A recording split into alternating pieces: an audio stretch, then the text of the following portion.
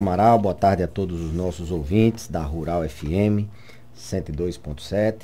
Satisfação imensa, mais uma terça-feira, participarmos aqui, levamos falta, terça-feira passada, mas no momento a gente tem levado falta para danado, né? Mas as coisas estão se normalizando, graças a Deus. E é uma satisfação, mais uma semana, mais uma terça, podermos trocarmos experiências e levar às pessoas que nos ouvem aquilo que a gente adquiriu ao longo aí de mais de 15 anos de experiências como geriatra. Maravilha, sempre é um prazer recebê-lo.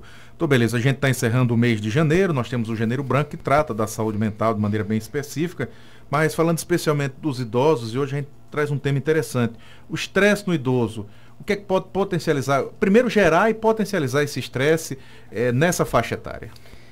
Muito bem, Alexandre, excelente pergunta. Estresse é um termo que a gente abrasileirou, né? Stress, né? Em inglês, que as pessoas muitas vezes assim subvalorizam ou dão significado a diversos sintomas da saúde mental. Muita gente relaciona o estresse à irritabilidade, aquela pessoa afobada, pavio curto. Isso é um tipo de transtorno. Muita gente associa o estresse à sobrecarga, à ansiedade, ao nervoso, a várias coisas ao mesmo tempo. Muitas vezes as pessoas associam o estresse a um estado emocional vulnerável, uma pessoa que está fragilizada emocionalmente, triste, sem esperança. Então, estresse é uma palavra um pouco genérica, que a gente abrasileirou, que denota sintomas de transtornos mentais, de transtornos emocionais, assim vamos dizer, como transtorno de ansiedade generalizado, como transtorno do próprio estresse pós-traumático, pessoa assaltada ou passou por uma situação, um acidente e ficou com aquele estresse pós-trauma, por transtorno de ansiedade, aquela pessoa que tem o pensamento acelerado, quer fazer tudo ao mesmo tempo, antes das coisas acontecerem ela já está pensando no pior, já está se antecipando, a coisa vai acontecer. Ela não vive o presente, ela vive sempre o futuro, e está sempre nervosa, está sempre estressada. E a própria distimia, que é um tipo de depressão que cursa com irritabilidade crônica. Então, o estresse, primeiro que ele não é uma doença, ele é sinônimo de sintomas relacionados a doenças que tecnicamente tem outros nomes. Ele está, assim como ansiedade e depressão estão assim, ultimamente bem subvalorizadas, o termo está sendo utilizado para qualquer estado emocional. Estresse também está, a palavra estresse está bem pouco assim, valorizada, tanto que as pessoas, não, isso é um estresse, isso vai passar. Fulano é bruto, é estressado. Bruto, é estressado. Fulano é muito, ele está trabalhando demais, ele está muito estressado, está muito sobrecarregado. Então, isso, na maioria das vezes, se esconde por trás uma doença que requer tratamento, porque as várias doenças que têm como sinônimo o estresse, elas atrapalham a saúde, por exemplo, cardíaca. O estresse aumenta pressão, o estresse aumenta risco de infarto, o estresse aumenta aumenta risco de ter arritmia cardíaca, atrapalha a saúde, por exemplo, física, eu digo de mobilidade. O estresse incapacita, você está cansado, fadigado, você não quer sair de casa, você não quer fazer atividade física, você não quer se socializar. Estresse atrapalha o sono, estresse altera as taxas. O paciente que tem diabetes e tem estresse, por qualquer que seja a causa, ele tem mais dificuldade de monitorar a sua alimentação, de controlar seus medicamentos, o uso continuado. Então, estresse em pessoas idosas é uma causa importante de piora de outras doenças, né? Além de ser um sofrimento mental diário, muitas vezes taxado como da personalidade do indivíduo, e na verdade é uma doença. Então, beleza. Inclusive, nosso ouvinte muito ativo, 3421-2270, pergunta: meu pai já está com quase 80 anos, a audição já comprometida e a família percebe que ele anda estressado por talvez não ouvir mais com tanta nitidez. Então, problemas de visão, auditivos também podem interferir nessa causa de estresse, podem ser fatores estressantes? São fatores que se somam, né? A gente quando envelhece os órgãos dos sentidos, eles vão também envelhecendo. A visão a gente vai envelhecendo a visão, então vai perdendo a acuidade visual, vai tendo mais dificuldade na diferença do claro do escuro, tanto que a maioria dos idosos eles precisam usar uma lente corretiva ou fazer uma cirurgia de catarata. E a gente vai perdendo a audição também, a presbiacusia ela vai aumentando a sua prevalência. A presbiacusia é a perda auditiva à medida que a gente envelhece. Vai perdendo o tato, vai perdendo o olfato, vai perdendo o paladar. Então os órgãos dos sentidos, que são os nossos sentidos, eles vão envelhecendo e a gente vai tendo alterações. A alteração, a deficiência auditiva, seja ela a presbiacusia senil, ou seja ela por rolhão de cera, muito comum no idoso, seja ela neurosensorial, perda auditiva relacionada à perda da capacidade de detectar sons, ela, independente do que seja a causa, ela traz consequências, eu diria, muito trágicas para o indivíduo. O indivíduo que não escuta bem, ele tende a se isolar. Ele tende a não ter mais paciência de conversar com as pessoas, porque ele está tendo toda hora que pedir para a pessoa repetir, ele tem que falar mais alto e ele começa a se isolar, perde a paciência. Isolamento, no idoso a gente sabe que é sinônimo, é um fator de risco importantíssimo para a depressão. As pessoas também que tendem a conversar com essa pessoa que tem déficit auditivo, elas tendem a também perder a paciência e o isolamento começa a se multiplicar, né? Ele começa a ficar em exponencial. Esse paciente tem um risco importante de depressões, e são depressões graves. Depressão em paciente que tem perda auditiva, ela geralmente é grave, risco iminente de suicídio. Esses pacientes eles têm uma depressão muitas vezes associada a delírios, uma depressão psicótica, ele tem a impressão que tem alguém falando mal dele, ele escuta coisas que às vezes não existe. Então, tratar a audição enquanto é tratável, seja remover um rolhão de cera do ouvido com cera ressecada, cerumen ressecado, seja por qualquer outra doença que possa ser tratada, faz diferença na questão do humor. O paciente, o risco dele ter depressão e depressão grave diminui. A audição também tem, a gente está falando de estresse, mas ela tem uma relação com a memória. As pessoas, a nossa memória depende da audição. Para você memorizar, para você guardar determinada memória, a audição é fundamental. E as pessoas que perdem a audição, seja parcialmente ou totalmente, elas têm um risco muito aumentado de ter a demência, principalmente a demência de Alzheimer. Para você ter ideia, a perda auditiva ela é o segundo principal fator de risco modificável da doença de Alzheimer. Só perde para nível de escolaridade. Ela é mais impactante do que até mesmo depressão, do que até mesmo insônia, do que até mesmo hipertensão, do que até outros fatores de risco classicamente conhecidos para a demência de Alzheimer. É a segunda causa. É o segundo fator de risco modificável, né? Tirando idade, tirando genética. Então, tratar a audição é também prevenir Alzheimer. E muitas vezes os pacientes ou as famílias acham, não, é da idade, não tem que tratar. Lembrem que esse paciente é da idade, se você comparar ele com outras pessoas, será que todos têm a mesma perda auditiva? Então, talvez não seja da idade, porque tem gente com 90, 100 anos escutando melhor, que diz que tem ouvido de tédio, né? Ouvido de tuberculoso, escuta de longe, né? Então, tratar a audição, você tira um fator de risco de estresse, de depressão, de ansiedade e de Alzheimer. Beleza, inclusive a gente fazendo uma pesquisa rapidinho aqui, fala-se também na ligação do sistema nervoso com o sistema digestivo. O idoso, logicamente, ele vai processar numa velocidade menor, isso pode ser também o problema de digestão e alguns outros problemas gástricos, eles podem também ser fatores estressantes? Na verdade, os sintomas gastrointestinais, aliás, alguns sintomas gastrointestinais, como dor no estômago, como diarreia, como intestino privado, como dor na barriga, eles podem ser consequência de doenças mentais. Você, quando está nervoso, você pode ter uma diarreia. Você, quando está nervoso, tem aquele frio na barriga, aquela dor no estômago. Por quê?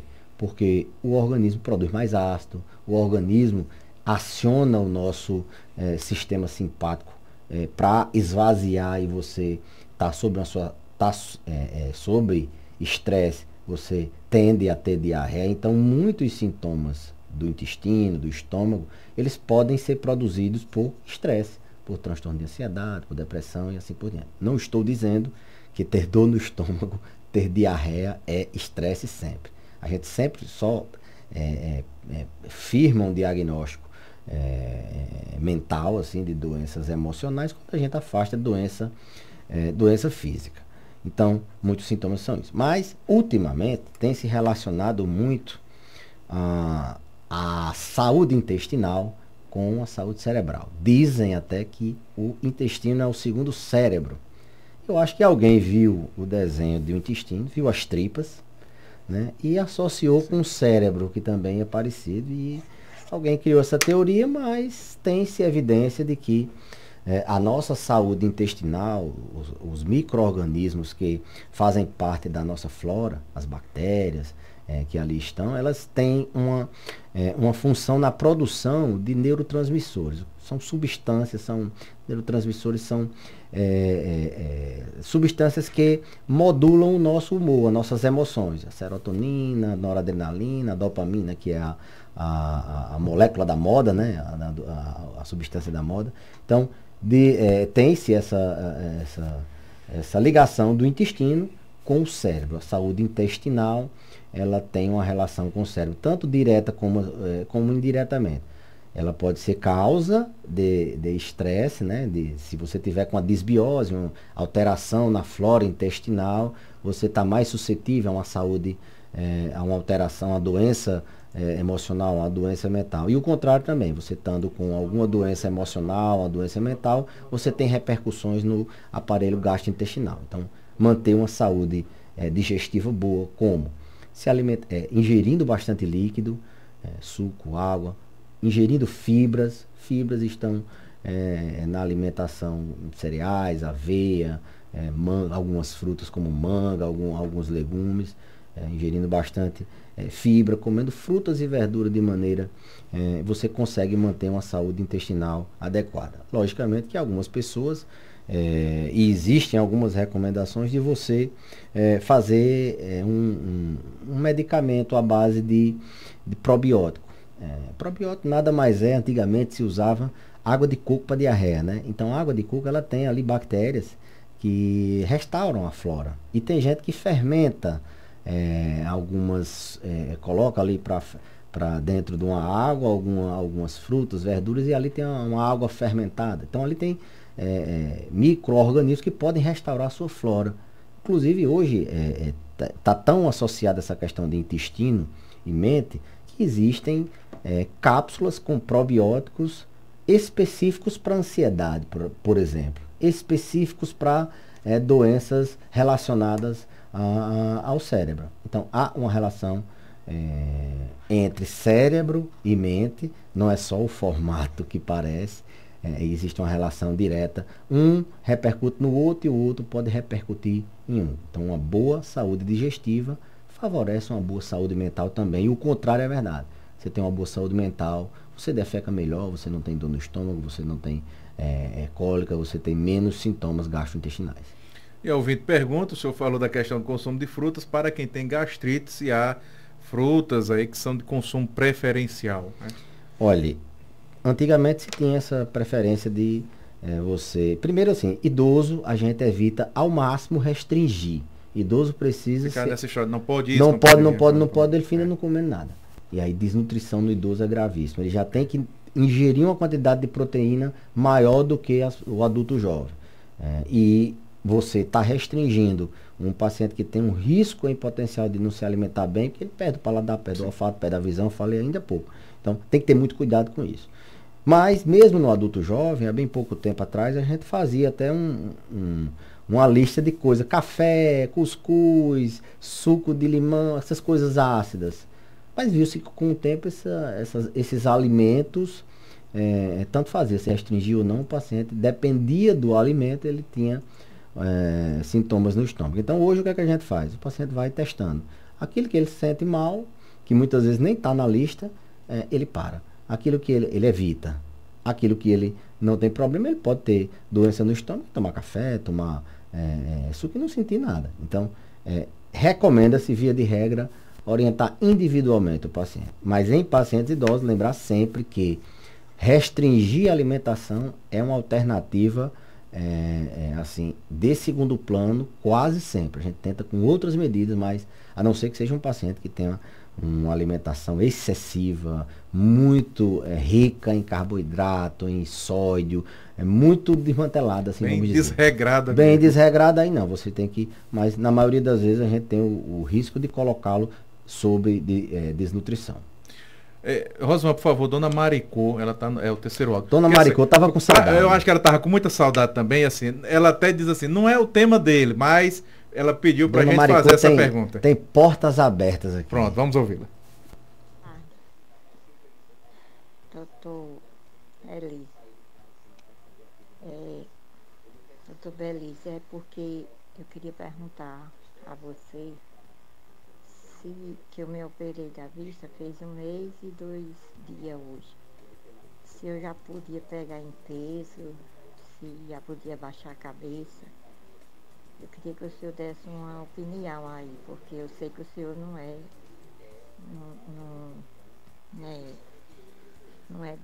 desse ramo aí. Mas eu confio muito no senhor aí, em você, aí estou perguntando. O que é que o senhor diz aí? Que o senhor é médico, também pode dar uma opinião. Cirurgia da visão, 1 mês e poucos dias, né? E aí, se ela já pode fazer algum tipo de esforço, se abaixar, pegar peso. Geralmente, assim, um pós-operatório de cirurgia da visão, em geral, dura 3 meses. Assim. Mas algumas coisas são... Os 3 meses seria o ideal, vamos dizer assim, né? Para manter esse enfim, evitar qualquer intercorrência. Isso. Mas algumas coisas, elas são liberadas com mais antecedência, a depender do perfil do paciente. Se é um paciente que tem uma demência, você não vai liberar algumas coisas porque ele não vai saber fazer. Se é um paciente que não tem hábito de fazer atividade física, quer fazer, depende do peso que a Dona Maricô quer pegar, mas via de regra 3 meses. Agora, na alta, geralmente o pessoal que faz a cirurgia, eles colocam as recomendações de quanto em quanto tempo cada coisa vai voltando. 1 mês e pouco já é o suficiente para ela fazer as atividades básicas do dia a dia. Não sei se foi catarata, se foi glaucoma, qual foi que foi a cirurgia. Mas geralmente 1 mês e meio, como ela falou, ela já pode fazer a lutazinha diária dela, evitar pegar peso, logicamente. Eu diria que assim, atividades corriqueiras sem esforço do excessivo. Dia a dia, exatamente. Então, beleza. Inclusive, só para a gente fazer um paralelo, recuperação de cirurgia em idosos exige algum cuidado específico? Ou seja, de repente eu sou cuidador de um idoso, ele passou por um processo cirúrgico, assim, de maneira genérica, exige cuidados específicos, diferentes de um adulto ou de um paciente mais jovem? Excelente pergunta. Na verdade, o desfecho de uma cirurgia no idoso depende muito de como ele estava antes. Então, a gente estando com a saúde plena, com suas doenças controladas, diabetes, seja hipertensão, estando com o humor bem, estando com a saúde cardiovascular em dia, o risco de você ter complicações é muito menor e a chance de você se recuperar mais rápido é muito maior. Então, não é o cuidado que você tem pós a cirurgia, é também, mas é muito mais o cuidado que você tem antes. É você estar em dia, lógico, cirurgia de urgência pega a gente do jeito que tiver, né? Mas é uma cirurgia programável. Qual é o melhor momento, por exemplo, para você operar a catarata, paciente diabético? De quando você está com a sua melhor saúde, com sua diabetes controlada, você está com sua pressão controlada, é o melhor momento para você operar, você vai se recuperar mais rápido. Lembrando que o idoso ele tem algumas especificidades, ele tem uma tendência a beber pouca água, então um paciente que pode entrar numa desidratação ali no pré, no intraoperatório, até mesmo no pós-operatório. Então ele está bem hidratado, é bom. Tá com sua nutrição em dia, um paciente que pode ter perdido peso recentemente, ou ter feito, ou ter aumentado muito o peso recentemente. Então tá nutrido, é um parâmetro de bom desfecho. Se tem uma anemia, corrigir a anemia. A anemia é subnutrição e anemia são dois fatores importantíssimos para o pós-operatório. É um paciente que tem uma demência de Alzheimer, você controlar ali o pré-operatório e o pós-operatório imediato, para que ele não faça delírio, ele não fique delirando, e o pós-operatório seja mais trabalhoso. Às vezes até o paciente incorre numa outra complicação de tão desorientado que ele ficou. Ajustar alguns medicamentos, tem alguns medicamentos que têm que ser suspensos, não só pela questão do sangramento, mas alguns medicamentos que podem facilitar o delirium, que é uma alteração bem comum em pacientes idosos que se operam, e não é só porque ele fez a cirurgia ou porque está no hospital, é porque ele está com a saúde dele ainda fragilizada mesmo no pré-operatório. Então ele estando bem hidratado, estando bem nutrido, ele estando com suas doenças crônicas controladas, ele estando com bom humor, tendo sua cognição preservada, a gente ficar orientando ele ali no tempo e no espaço. Pós-operatório costuma muito o paciente ter dor. Controlar a dor no pós-operatório, isso diminui o risco de delírio. O desfecho de um paciente que é acompanhado dessa maneira, o risco dele voltar ao status funcional e mental dele antes da cirurgia é muito grande. Ele voltar ao que ele era antes. Agora, um paciente que já não está tão bem assim e não é tentado ajustar as coisas para que ele logicamente, ele pode até não voltar mais ao status mental dele ou ao status físico.